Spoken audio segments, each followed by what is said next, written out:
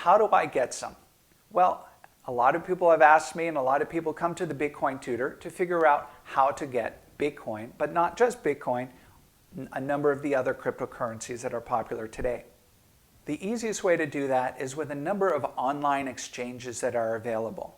Companies by the name of Coinbase and Gemini are two good examples that they provide the ability to take your existing cash, whether it's dollars, euros, or pounds, and convert that to Bitcoin. And in fact, you don't have to buy a whole Bitcoin. You can buy whatever you'd like. So if people first get started, they might invest, let's say, $100.